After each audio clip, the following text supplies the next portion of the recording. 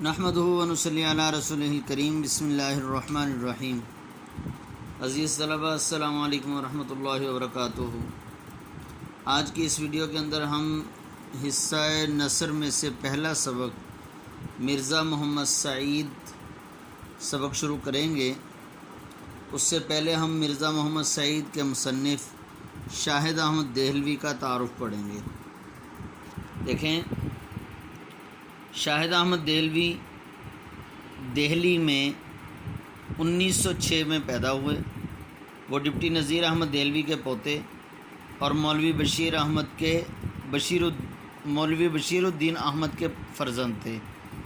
1925 یعنی 1925 میں انہوں نے FCC کالج لاہور سے FSc کرنے کے بعد میڈیکل کالج میں داخلہ لیا، لیکن شدید بیمار ہو گئے، چنانچہ طبی تعلیم جاری رکھنے کا ارادہ ترک کر دیا۔ بعد ازاں یعنی اس کے بعد دہلی سے انگریزی ادبیات میں BA آنرز کیا، MA فارسی کا امتحان بھی پاس کیا۔ قیام پاکستان کے بعد شاہد احمد دہلوی کراچی منتقل ہو گئے اور تصنیف و تالیف کے ساتھ ساتھ انہوں نے انگریزی ادب سے تراجم کا سلسلہ بھی جاری رکھا۔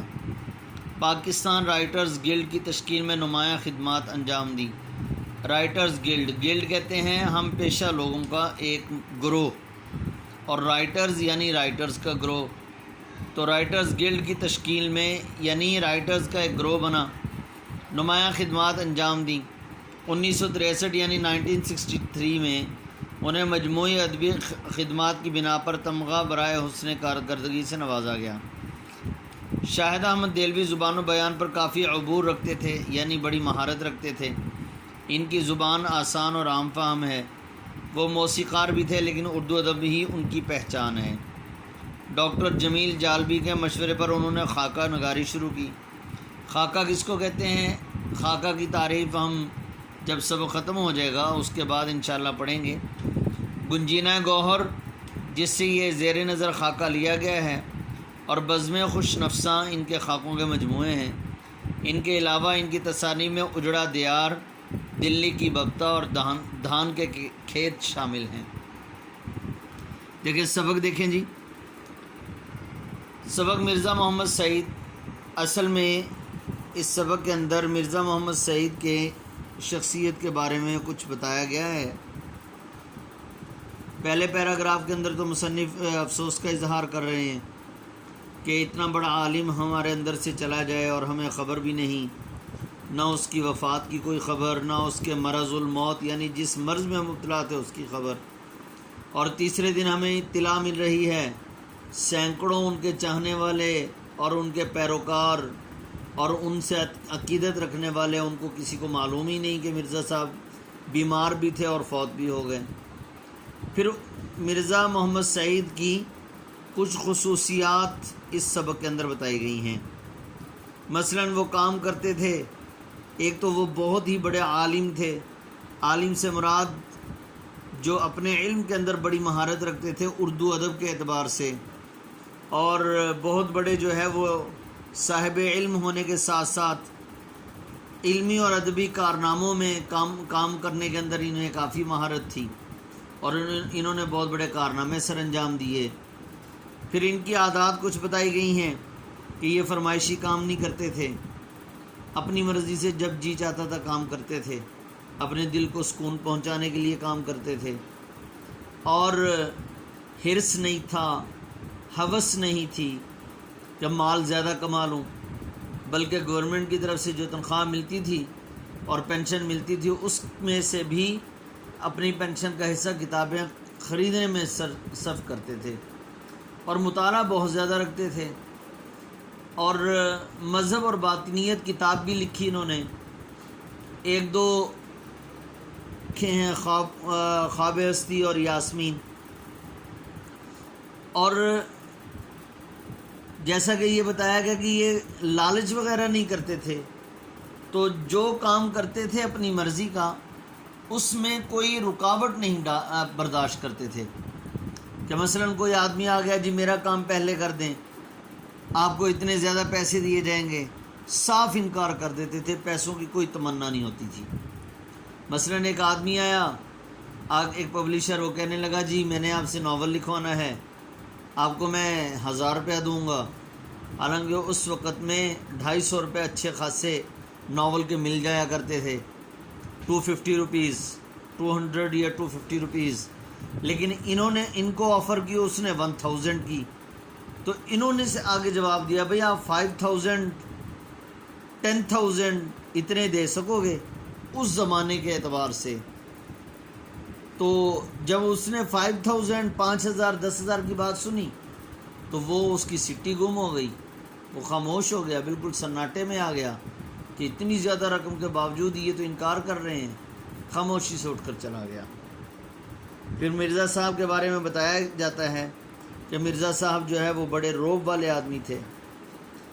پطرس جو ہیں وہ ریڈیو کے ڈائریکٹر جنرل ہونے کے باوجود ان سے بڑے ڈرتے تھے، اور پطرس کی تحریک کے اندر ایک محدود ادبی حلقہ قائم ہوتا تھا، اس میں کچھ لوگوں کو بلایا جاتا تھا، ان لوگوں کو بلایا گیا، اس جلسے کے اندر ایک دن جو ہے ایک مقالہ لکھا گیا، اس مقالے پر کافی بحث ہوئی، مرزا صاحب بھی ناراض ہو گئے، اس میں ان کا علم جانچنے کے لیے پطرس کو شوخی سوجی، اس نے اشارہ کر دیا بھائی کچھ سوال کرو، کسی نے سوال کیا تو یہ مرزا صاحب کا علم باہر آنے لگا، مطلب یہ ہے کہ ظاہر ہونے لگا۔ اس طرح سے اس سبق کے اندر مرزا صاحب کی کچھ خصوصیات بیان کی گئی ہیں، دیکھیں ہم ریڈنگ کرتے ہیں۔ صبح اخباروں میں یہ خبر پڑھ کر دل دھک سے رہ گیا، پریشان ہو گیا۔ پروفیسر مرزا محمد سعید کا آج صوم ہے، تیسرا دن ہے، وفات کا تیسرا دن۔ خاموش زندگی، خاموش موت، مرزا صاحب کی علالت مزاج کی بیماری یا مرض الموت، یعنی ایسا مرض جس کی وجہ سے موت ہو جائے، موت والا مرض کی اطلاع اس سے پہلے کہیں سے نہیں ملی۔ حد یہ کہ پرسوں وہ رحلت فرما گئے اور ان کے سینکڑوں دوستوں اور قدردانوں کو اس سانحہ ارتحال کی خبر تک نہ ہوئی۔ قدردان، قدر کرنے والے۔ سانحہ ارتحال، وفات کا واقعہ، حادثہ۔ افسوس اتنا بڑا صاحب کمال ہم میں سے اٹھ جائے، کمال والا، اور اس کی سناونی ہم تک نہ پہنچے۔ خبر، کتنے بے خبر ہیں ہم لوگ، زندہ قوموں کا یہ شعار نہیں، شعار طریقہ کہ اپنے اہل کمال سے غافل ہو جائیں۔ ایسی غفلت مجرمانہ ہوتی ہے، شاید یہ غفلت ہی اس صدا ہے کہ مرزا صاحب کو یوں ایکا ایک ہی ہم سے چھین لیا گیا، ایکا ایک ہی اچانک۔ عالم کی موت عالم کی موت ہوتی ہے، عالم علم والا اور عالم جہان، یعنی ایک عالم دنیا سے چلا جاتا ہے، گویا کہ پورے جہان کی موت واقع ہو گئی۔ اب دیکھیں زیر اور زبر سے کتنا فرق پڑ رہا ہے، ایک نقطے سے بڑا فرق پڑ جاتا ہے۔ ہم دعا لکھتے رہے، وہ دغا پڑھتے رہے، ایک نقطے نے محرم سے مجرم بنا دیا۔ ہم دعا لکھتے رہے، وہ دغا پڑھتے رہے، ایک نقطے نے محرم سے مجرم بنا دیا۔ اس لیے اس موقع پر میں اپنے عزیز طلباء کو یہ بات کرتا ہوں کہ بچوں قرآن پاک بھی سیکھیں، قرآن پاک بھی پڑھیں، اچھے الفاظ میں سیکھیں، اچھے تلفظ کے ساتھ، کسی اچھے قاری صاحب سے پڑھیں۔ ہم دنیاوی اعتبار سے سب کچھ خرچ کرتے ہیں، دینی اعتبار سے جو ہماری قبر اور آخرت میں کام آنے والی چیزیں ہیں ان کے لیے بھی ہمیں کچھ نہ کچھ کرنا چاہیے۔ کیوں؟ اس لیے کہ وہی قبر میں کام آنے والا یہی قرآن ہی ہے، قرآن ہی ہمارے کام آئے گا۔ اس لیے وہاں پر ایسی غلطیاں نہ کی جائیں جن کی وجہ سے قرآن ہمارا غلط ہو جائے، نماز غلط ہو جائے۔ جیسا کہ حدیث پاک کے اندر آتا ہے، پیارے حبیب صلی اللہ علیہ وسلم نے فرمایا، آدمی 60 سال تک اللہ کی عبادت کرتا ہے، ایک بھی نماز اس کی قبول نہیں ہوتی، قیامت والے دن اس کے منہ پر ماری جائے گی۔ حدیث پاک کا مفہوم میں نے عرض کیا، تو اس لیے بڑی احتیاط کی ضرورت ہے۔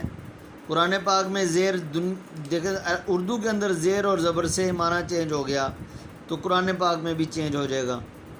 ابھی ہم کو اس کا اندازہ نہیں ہو سکتا کہ مرزا صاحب کے رخصت ہو جانے سے ہمارا کتنا بڑا نقصان ہو گیا ہے۔ اب ان کی عدم موجودگی نہ ہونا، رہ رہ کر ہمیں ان کی یاد دلائے گی، اور وقت کے ساتھ ان کی جدائی کا گھاؤ، زخم بڑھتا جائے گا۔ مرزا صاحب بہت ہی خاموش کام کرنے والوں میں سے تھے، یعنی اتنے خاموش کہ خود ان کے زمانے کے اکثر لوگ بھی ان کے علمی اور ادبی کارناموں سے واقف نہیں ہوئے۔ دراصل خود مرزا صاحب شہرت سے گھبراتے تھے، پبلک پلیٹ فارم پر آنا پسند نہیں کرتے تھے، یعنی لوگوں کے سامنے آنا۔ کام کرتے تھے ستائش کی تمنا، ستائش تعریف اور صلے کی پرواہ سے بے نیاز ہو کر۔ صلے یعنی بدلہ، بے نیاز ہو کر یعنی اس کی پرواہ نہیں کرتے تھے۔ کام کرتے تھے اپنی تسکین کے لیے، سکون حاصل کرنے کے لیے۔ کام کرتے تھے اس لیے کہ انہیں کام کرنا ہوتا تھا۔ فرمائشی کام انہوں نے ساری عمر نہیں کیے۔ انہوں نے اب سے 55 سال پہلے افسر عبدالقادر کے رسالے مخزن میں مضامین لکھے، مگر شیخ صاحب کی فرمائش پر نہیں، بلکہ جب خود ان کا جی لکھنے کو چاہا۔ یہاں پر دیکھیں عزیز طلبہ، یہ چھوٹی چھوٹی باتیں ہیں لیکن یہ MCQs بن جاتے ہیں۔ کتنے سال پہلے رسالے میں لکھتے رہے؟ 55 سال پہلے۔ کس کا رسالہ تھا؟ سر عبدالقادر کا۔ کون سا رسالہ؟ مخزن۔ اب یہ جو ہے یہ ساری چیزیں یہ پیپر کے اندر MCQs بن کر آ جاتی ہیں۔ اب سر عبدالقادر کون تھے؟ نمبر 1 لکھا ہوا ہے، ان کا مختصر سا انٹروڈکشن نیچے دے دیا انہوں نے۔ دیکھیں، شیخ سر عبدالقادر معروف ادیب اور علامہ محمد اقبال کے گہرے دوست تھے۔ تو عزیز طلبہ، آپ نے ان کو بھی یاد کر لینا ہے۔ آج کے سبق کے اندر جو ہے شاہد احمد دہلوی کا تعارف مکمل اور مرزا محمد سعید کا پیج نمبر 13 یہ آپ نے اچھی طرح سے یاد کر لینا ہے۔ السلام علیکم ورحمۃ اللہ وبرکاتہ۔